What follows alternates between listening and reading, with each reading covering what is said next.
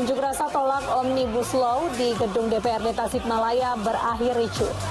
Warga berebut pencairan dana bantuan sosial di Tangerang, Banten. Gedung DPRD DKI Jakarta ditutup selama 4 hari setelah salah satu staf di Sekretariat Dewan terkonfirmasi positif COVID-19.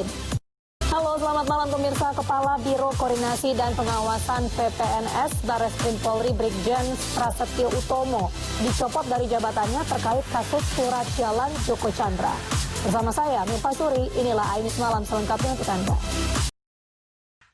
Ratusan mahasiswa dari berbagai kampus di Tasikmalaya berunjuk rasa di depan gedung DPRD Tasikmalaya, Jawa Barat. Masa yang menuntut penolakan pemberlakuan Omnibus Law ini pun berujung ricuh. Seekor ular sanca sepanjang 3 meter ditangkap di kawasan Kanal Banjir Timur, Jakarta hari ini. Sementara di Merangin, Jambi, seorang pria tewas karena dililit ular. Sebuah kapal nelayan di dermaga Pelabuhan Muara Baru, Penjaringan, Jakarta Utara terbakar. Belum diketahui penyebabnya, namun anak buah kapal berhasil menyelamatkan diri saat api menyala. Sementara itu pemirsa, rumah warga di Maros, Sulawesi Selatan hangus dilalap api diduga akibat hubungan pendek arus listrik. Pemilik rumah menangis histeris saat menyaksikan rumahnya ludes terbakar. Ratusan pengungsi banjir Luwu masih bertahan di sejumlah pengungsian yang disediakan pemerintah. Informasi selengkapnya kami hadirkan usai jeda berikut. Ratusan pengungsi banjir Luwu masih bertahan di sejumlah pengungsian yang disediakan pemerintah. Para pengungsi butuh selimut dan alas tikar untuk tidur. Ratusan pengungsi banjir masih bertahan di sejumlah fasilitas pemerintahan Kabupaten Luwu Utara, Sulawesi Selatan. Salah satunya di Masjid Kantor DPRD Kabupaten Luwu Utara. Para pengungsi sudah mendapat bantuan logistik, namun mereka juga sangat butuh selimut dan tikar untuk tidur, khususnya bagi anak-anak. Pengungsi juga butuh buku dan alat tulis untuk anak mereka yang masih sekolah, serta masker untuk mencegah penyebaran COVID-19 di pengungsian. Korban luka akibat banjir bandang di Luwu Utara, Sulawesi Selatan dirawat di sejumlah rumah sakit dan puskesmas. Evakuasi terus dilakukan petugas terhadap warga yang terjebak banjir. Banjir di Kabupaten Kapuas Hulu, Kalimantan Barat semakin meluas. Sejumlah kecamatan terendam banjir, serta jalan provinsi penghubung antar kecamatan putus total lantaran ketinggian air mencapai lebih dari 1 meter. Inilah banjir yang menggenangi Desa Semerantau, Kecamatan Kalis, Kapuas Hulu Rabu pagi. Sudah 3 hari air merendam permukiman warga di Kecamatan Kalis. Banjir hingga setinggi 1 meter lebih diakibatkan hujan deras dan pasang air sungai setempat. Data Taruna Siaga Bencana Kapuas Hulu menyatakan 7 kecamatan di Kapuas Hulu yang terendam banjir dari 1 hingga 2 meter. Selain merendam permukiman, banjir juga memutus jalan provinsi penghubung antar kecamatan yang biasanya dilalui warga. Ratusan warga korban banjir di Wajo, Sulawesi Selatan malam ini masih bertahan di pengungsian. Mereka masih membutuhkan bantuan berupa selimut dan makanan. Ketinggian banjir di Kabupaten Wajo, Sulawesi Selatan mencapai 3,5 meter. Lebih dari 37.000 jiwa terdampak banjir. Para orang tua siswa di Pamekasan, Jawa Timur berunjuk rasa di sekolah. Mereka meminta pihak sekolah melaksanakan kegiatan belajar mengajar tatap muka. Pandemi COVID-19 memaksa sebagian besar siswa bersekolah secara online. Tapi tak semua anak mampu menjalaninya. Selain ketiadaan ponsel pintar, ketidakmampuan membeli kuota internet hingga kesulitan mencari sinyal internet untuk mengerjakan tugas sekolah menjadi sejumlah kendala yang dihadapi siswa. Anggota Polres Subang, Jawa Barat ditabrak pengemudi mabuk hingga tewas. Kami hadirkan informasi selengkapnya usai jeda hanya di Ainis Malam. Pemirsa, seorang pria yang diduga menculik anak di Cianjur, Jawa Barat dihakimi warga. Pelaku diamankan warga usai membawa korban yang ditinggalkan di dalam masjid. Seorang bocah 3 tahun di Depok, Jawa Barat menjadi korban penjambretan perhiasan. Aksi jambret ini sempat viral setelah terekam kamera pengawas. Anggota Polres Subang, Jawa Barat ditabrak pengemudi mabuk hingga tewas. Sebelumnya, korban bersih tegang dengan pelaku yang menyerempet motor yang dikendarai istrinya.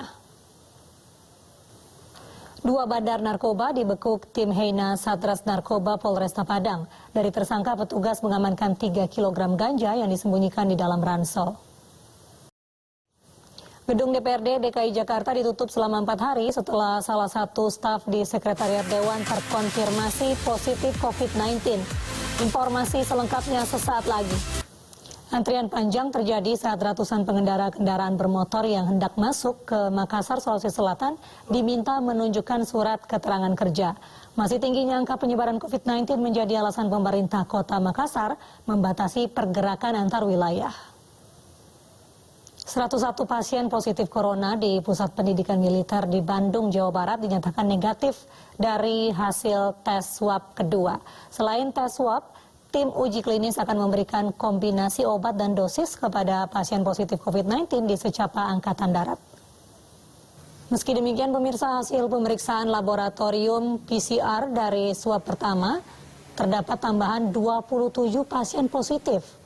Dari total 1.307 pasien positif COVID-19 di secapa AD, sudah berkurang 281 orang menjadi tinggal 1.026 orang.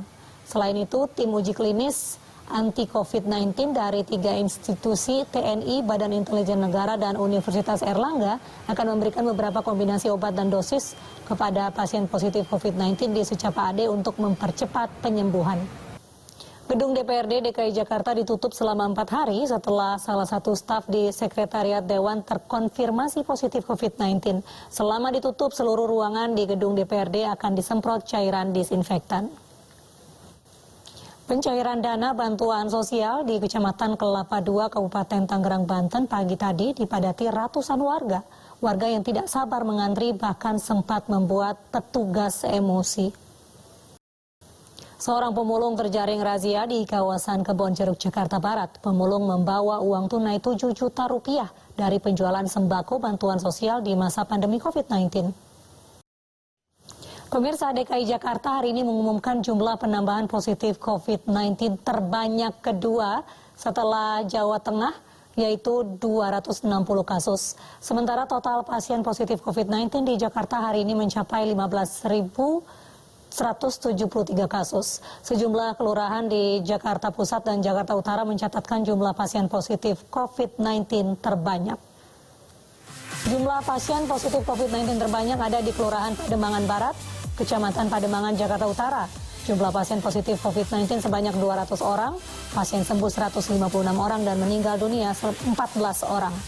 Kemudian disusul dengan Kelurahan Sunter Agung, Kecamatan Tanjung Priok, Jakarta Utara dengan pasien positif 185 orang, pasien sembuh 159 orang, dan meninggal dunia 11 orang. Masih dari Jakarta Utara, yaitu Kelurahan Penjaringan, Kecamatan Penjaringan, Jakarta Utara.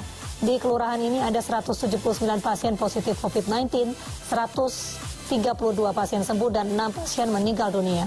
Sementara di Kelurahan Sunterjaya, Kecamatan Tanjung Priok, Jakarta Utara, jumlah pasien positif COVID-19 sebanyak 146 orang, pasien sembuh 99 orang, dan meninggal dunia 10 orang. Berikutnya di Jakarta Pusat, pemirsa, tepatnya Kelurahan Petamburan, Kecamatan Tanah Abang, ada 144 pasien positif COVID-19, 125 pasien sembuh, dan 9 pasien meninggal dunia. Pemirsa, sejumlah pedagang kaki lima dan keliling di sekitar Istana Kepresidenan Bogor mendapat bantuan modal kerja dari Presiden Joko Widodo. Bantuan sebesar 2,4 juta rupiah itu juga akan diberikan bagi 12 juta UMKM di seluruh wilayah Indonesia untuk menggerakkan ekonomi setelah dihantam pandemi COVID-19. Pemirsa, penularan virus corona masih terjadi di Indonesia sehingga kasus positif COVID-19 terus bertambah. Sementara pemerintah terus menggalakkan kegiatan pemeriksaan, pelacakan, dan perawatan pasien COVID-19 di Indonesia. Pemirsa, mari kita dukung para pejuang kemanusiaan dengan peduli melawan penyebaran virus corona. Bantuan bisa disalurkan melalui rekening yang tertera di layar televisi Anda. Brigjen Prasetyo Utomo dicopot dari Kepala Biro Koordinasi dan Pengawasan PPNS Barreskrim Polri terkait kasus surat jalan Joko Chandra. Kami hadirkan informasinya sesaat lagi. Kepala Biro Koordinasi dan Pengawasan PPNS Barreskrim Polri, Brigjen Prasetyo Utomo, dicopot dari jabatannya terkait kasus surat jalan Joko Chandra. Selain dicopot, Jenderal Bintang 1 tersebut juga harus menjalani penahanan selama 14 hari. Pemirsa, buron kasus pengalihan hak tagih Bank Bali Joko Chandra kembali menyita perhatian. Kejaksaan dan kepolisian hingga kini masih melacak keberadaan Joko Chandra. Pemirsa, peluang usaha di tengah pandemi COVID-19 masih terbuka lebar. Meski hanya bekerja dari rumah, mengolah limbah menjadi sesuatu yang bernilai jual tinggi bisa dilakukan. Pelatihan pun diberikan agar limbah yang diolah bisa dibuat berbagai macam kerajinan tangan. Kalahkan Norwich City, Chelsea menjauh dari kejaran Leicester dan Manchester United. Kami hadirkan informasinya sesaat lagi. Mesir berhasil membuat obat untuk mempercepat pemulihan pasien COVID-19 yang bergejala parah. Negara piramida itu bahkan... Pemirsa, akhirnya wisatawan bisa melihat kota Paris dari ketinggian setelah lantai atas Menara Eiffel dibuka kembali untuk umum. Tetapi jumlah pengunjung dibatasi hanya 250 orang untuk menghindari kerumunan. Kita ke informasi olahraga, pemirsa. Chelsea berhasil mengalahkan Norwich City 1-0 dalam lanjutan Liga Inggris. Hasil itu membuat Chelsea menjauh dari kejaran Leicester City dan Manchester United. Sementara itu dari Liga Italia Serie A, Atalanta melanjutkan laju tak terkalahkan mereka. Ladea naik ke peringkat kedua klasemen sementara usai membungkam Brescia 6-2 sekaligus mencatatkan 13 laga tanpa kekalahan. Pemirsa, informasi tadi menutup jumpa kita dalam iNews Malam. Akhirnya saya Mirva Suri dan kerabat kerja yang bertugas undur diri. Terima kasih, selamat malam, sampai jumpa.